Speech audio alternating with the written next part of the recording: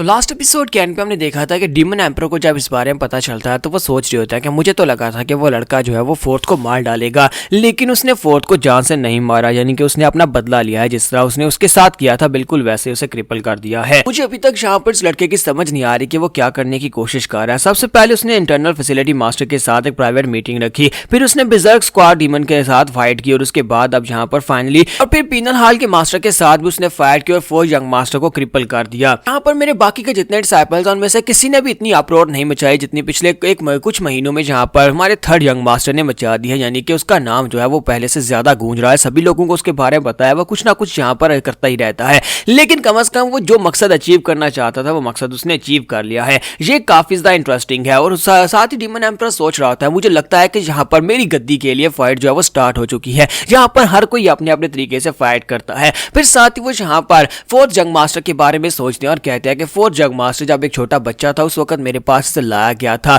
वो अपने जियोक्सा क्लैन का सबसे एक बहुत ही टैलेंटेड और जीनियस लड़का था, इसी वजह से उसे यहाँ पर मेरे सामने लाया गया। जब मैंने उसे देखा था उसकी आंखों के अंदर एक एम्बिशन था, उसकी आंखों के अंदर एक वादा था कि वो बड़ा होकर बहुत ही महान काम करेगा, यानी कि वो और भी बड़ा जीनियस बनेगा और बहुत ज्यादा मेहनत करेगा। लेकिन मुझे समझ नहीं आया कि कब उसकी आंखों के अंदर से ये चमक जो थी ये डेडली किलिंग इंटेंट में चेंज हो गई और ये बहुत ही बुरी और गंदी ट्रिक्स में चेंज हो गई और उसकी सोच जो थी वो पहले से ज्यादा घटिया हो गई। वो जहां पर मेहनत करता तो वो सब कुछ अचीव कर सकता था जो 3rd और बाकी के सभी लोग अचीव कर रहे हैं, लेकिन अफसोस कि उसने यहाँ पर दूसरे सक्सेसर्स को मारने की कोशिश की और गंदी ट्रिक्स के साथ अपने आप को आगे बढ़ाने की कोशिश की। यही वजह है कि 4th यंग मास्टर जो है वो यहाँ पर 3rd यंग मास्टर से हार गया, क्योंकि उसने अपने आप को स्ट्रॉन्ग नहीं बनाया बल्कि वो यहाँ पर सिर्फ और सिर्फ अपनी चालें चलता रहा। मैं यहाँ पर 3rd यंग मास्टर की बात करूँ तो उसके की ब्लॉकेज के पहले से वो भी बिल्कुल 4th की तरह ही था, यानी कि उसकी आंखों के अंदर भी किलिंग इंटेंट था। वो किसी वक्त भी मुझे मारकर मेरी गद्दी को कब्जा कर सकता था, लेकिन जब से वो की ब्लॉकेज से उठा है वो पहले से बहुत ज्यादा मॉडरेट, बहुत ज्यादा समझदार हो गया है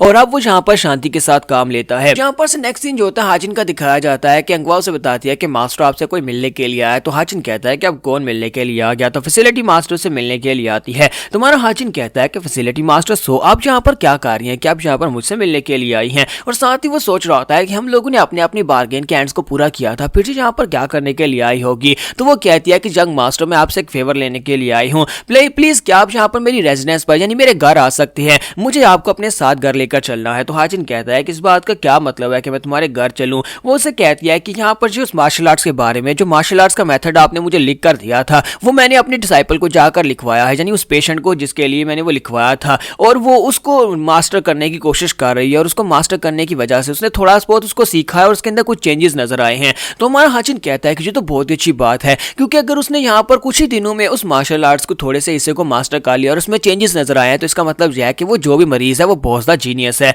तो वो कहती है अगर मैं यहाँ पर सच्ची बताऊं तो वो एक स्पेशल डिसाइपल है जिसे मैंने अपने सक्सेसर के तौर पर चूज किया था। वो एक लड़की है जो कि यहाँ पर सारे मेरे काम करती है, वो कम्युनिकेशंस का काम करती है। ये एक ऐसी बात है जो मैं किसी के सामने भी अनाउंस नहीं कर सकती कि मेरी जगह के ऊपर मेरी सक्सेसर वही लड़की आगे बनने वाली है, लेकिन क्योंकि तुम्हारे साथ केस अलग है और तुम्हें इस बात से कोई फर्क भी नहीं पड़ता कि यहाँ पर कौन नया फैसिलिटी मास्टर बनेगा, तो इसी वजह से मैं तुम्हारे सामने ये बात कर रही हूँ। तुम्हारा हाजिन कहता है कि तुम मेरे पर कुछ ज्यादा ही भरोसा करती हो। तो वो कहती है जहाँ पर मैं भरोसा करती हूँ सिर्फ और सिर्फ सिचुएशंस के ऊपर, लोगों के ऊपर नहीं, क्योंकि तुम मेरा साथ दे रही हो तो फिलहाल के लिए मैं यहाँ पर तुम्हारे पर भरोसा कर रही हूँ और मुझे लगता है कि फ्यूचर में हम दोनों के यहाँ पर दुश्मन बनने के कोई चांसेस भी नहीं है। तुम्हारा हाजिन उसे कहता है कि तुम्हारी सक्सेसर की रिकवरी अच्छी जा रही है तो फिर मुझे घर लेकर जाने का क्या फायदा है? तो वो कहती है क्योंकि ये सिर्फ उस बच्चे की वजह है, यानी उस बच्ची की वजह से कि फैसिलिटी मास्टर होने के नाते यहाँ पर जितने भी डिसीजन, जितने भी फैसले होते हैं वो सारे के सारे मैं लेती हूँ, लेकिन यहाँ पर उन फैसलों को एग्जीक्यूट करना और साथ ही यहाँ पर कम्युनिकेशंस का काम करना ये सारा उस बच्ची के जिम्मे है। वो यहाँ पर एक पूरी एक ऑर्गेनाइजेशन की मास्टर है, इसी वजह से उसे जल्दी से जल्दी मैं उसके पांव पर खड़ा करना चाहती हूँ ताकि वो अपना काम संभाल ले। बहुत ही जल्दी हमारा फेस्टिवल स्टार्ट होने वाला है तो मुझे उसकी जरूरत है, इसी वजह से अगर उसकी रिकवरी तेज हो सकती है तो फिर तभी मैं तुम्हें यहाँ पर से लेने के लिए आया हूँ कि तुम जाकर स्पेशली उसको चेक करो कि उसकी रिकवरी को कितना तेज किया जा सकता है। हमारा हाजिन वहां पर सोच रहा होता है कि यहाँ पर मिस जॉन सिम दोबारा से मुझसे फेवर मांगने के लिए आई है, लेकिन इस बार मुझे यहाँ पर इसके बदले में कुछ ना कुछ तो चाहिए होगा। हालांकि इसके साथ डील करना काफी ज्यादा मुश्किल है और ऊपर से जिस तरह से ये मेरे तरफ देख रही है मुझे लगता है कि यहाँ पर ये मेरे मुंह से ना नहीं सुनना चाहती, यानी कि मैं यहाँ पर इसे हाँ ही करूँ तभी ये मेरी बात मानेगी। हमारा हाजिन उसे कहता है कि मैं यहाँ पर तुम्हारे पर कोई एहसान नहीं करना चाहता, क्योंकि तुम्हारी पर्सनैलिटी को देखकर लगता है कि तुम मेरे से कोई एहसान लेना चाहोगी, तो मुझे लगता है कि हमें यहाँ पर एक डील कर लेनी चाहिए। तो वो कहती है हाँ क्यों नहीं, यहाँ पर एक डील ही कर लेते हैं। तो हाजिन कहता है फिलहाल के लिए तो मैं यहाँ पर सोच नहीं पा रहा कि मैं यहाँ पर तुमसे क्या मांगू, क्योंकि मुझे कुछ चाहिए तो लेकिन मैं सोच नहीं पा रहा। तो फैसिलिटी मास्टर कहते तो फिर जल्दी सोचो तुम्हें क्या चाहिए। तो हाजिन सोच रहा होता है कि मैं यहाँ पर अभी सोच रहा हूँ, मुझे सोचने तो दो मैं क्या तुमसे मांगना चाहता हूँ। फिर साथ ही हमारा हाजिन जो होता है वहां पर सोचते सोचते सोचता है कि यहाँ पर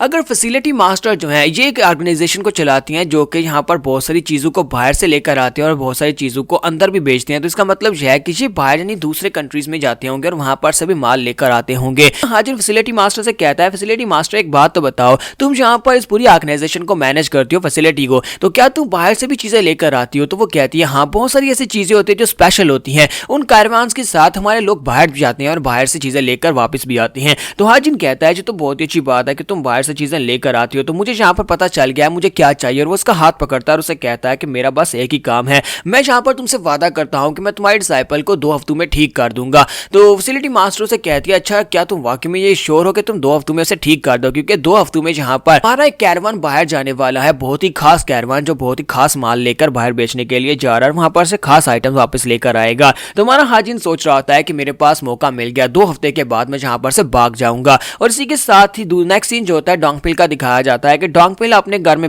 अपने घर में नहीं अपनी ऑर्गेनाइजेशन में वापस आ जाता है, बैठ कर कल्टीवेट कर रहा होता है और वहां पर बैठकर सोच रहा होता है कि यंग मास्टर ने बाय क्यों बोला, क्या वो हमें छोड़कर जाना चाहते हैं, क्या वो मेरे साथ उनका दिल भर गया कि वो मेरे साथ और नहीं रहना चाहते। फिर साथ ही वो कहता है पर उनकी बात भी सही थी कि मैं अपनी ऑर्गेनाइजेशन से काफी ज्यादा दूर रह चुका हूं, अब मुझे वापस आकर दोबारा अपनी ट्रेनिंग्स के ऊपर फोकस करना चाहिए और मेरी कुछ जिम्मेदारियां भी हैं, उन जिम्मेदारियों को भी पूरा करना है। क्या मैं यहाँ पर इस बारे में कुछ ज्यादा ही सोच रहा हूँ? क्या थर्ड यंग मास्टर ने ऐसा कुछ कहा ही नहीं, उनकी बात का ऐसा मतलब था ही नहीं। और इसी के साथ एक सोल्जर वहां पर आता है और उसे कहता है कि सर प्लीज मैंने आपको डिस्टर्ब किया लेकिन आपको जाना होगा, फर्स्ट लीडर आपको बुला रही है, वो मेन ऑफिस में आपका इंतजार कर रहा है। तो वो कहता है अच्छा ठीक है और अब फर्स्ट ऑफिस में चला जाता है जहां पर फर्स्ट लीडर बैठा होता है। वो उसे कहता है लगता है कि तुम ट्रेनिंग कर रहे थे, हम लोगों ने तुम्हें डिस्टर्ब कर दिया, लेकिन मैं डायरेक्टली पॉइंट के ऊपर आऊंगा। तुम्हें यहाँ पर असाइन किया गया था डीमन आर्मी के कमांडर को 3 दिन में यहाँ पर एस्कॉर्ट करने के लिए, लेकिन अब तुम्हारी ड्यूटी चेंज कर दी गई है, तुम्हें डीमन आर्मी के लीडर को यहाँ पर एस्कॉर्ट नहीं करना। तो वो कहता है सर तो फिर अब मुझे क्या करना होगा? तो वो कहता है 2 हफ्ते के बाद यहाँ पर इनलाइटमेंट फैसिलिटी मास्टर की तरफ से एक कैरवान जो है बाहर जा रहा है, वो कैरवान जो है बहुत ही इंपॉर्टेंट चीजें लेकर बाहर जा रहा है, वहां पर से बहुत इंपॉर्टेंट चीजें लेकर वापस आएगा। तो तुम्हें उस स्क्वाड के साथ जाना है, यानी उस कैरवान के साथ स्क्वाड लीडर बनकर जाना है और तुम उनकी टीम को लीड करोगे और बॉडीगार्ड बनकर वहां पर उनके साथ रहोगे। डोंगपिल कहता है कि ये अचानक से यहाँ पर प्लान में चेंजेस क्यों हो गए हैं, क्योंकि मुझे तो यहाँ पर डीमन आर्मी के स्क्वाड लीडर के स्क्वाड एक्सकोर्ट बनकर जाना था ना, क्योंकि हमारा तो काम ही यही होता है, हर बार जहाँ पर यही काम होता है, तो हमें यहाँ पर कैरवान्स के साथ तो भेजा नहीं जाता। तो वो कहता है कि हमारा फेस्टिवल की वजह से सिचुएशंस काफी ज्यादा खराब हो चुकी हैं, इसी वजह से हमें यहाँ पर इस बार कैरवान के साथ स्पेशल सोल्जर्स को भेजना है और तुम्हारे से ज्यादा बेहतर स्पेशल सोल्जर कौन होगा? तुम थर्ड लीडर हो, तो तुम्हें यहाँ पर स्पेशली उस आर्मी के साथ उस कारवान के साथ भेजा जा रहा है। फर्स्ट लीडर उसे कहता है कि इस पेपर के ऊपर जो भी इंफॉर्मेशन लिखी हुई है वो सारी की सारी याद कर लो और उसके बाद इस पेपर को जला देना। तो डोंगपिल कहता है ठीक है सर, अगर मेरी ड्यूटी चेंज हो गई है तो कोई फर्क नहीं पड़ता, मैं अपनी ड्यूटी को सक्सेसफुली पूरा करूंगा, मैं अपना मिशन पूरा करके आपको रिपोर्ट करूंगा। और यहाँ पर एपिसोड 39 का एंड करेंगे और नेक्स्ट एपिसोड में देखेंगे क्या हमारे हाजिन का यहाँ से भागने का प्लान कामयाब हो पाएगा, क्योंकि उस बेचारे को पता भी नहीं है कि डोंगपिल भी इस कैरवान का हिस्सा बन गया है। तो एपिसोड की एक्सप्लेनेशन अच्छी लगी हो तो कमेंट करके जरूर बताइएगा, वीडियो को लाइक करना मत भूलिएगा। Thank you.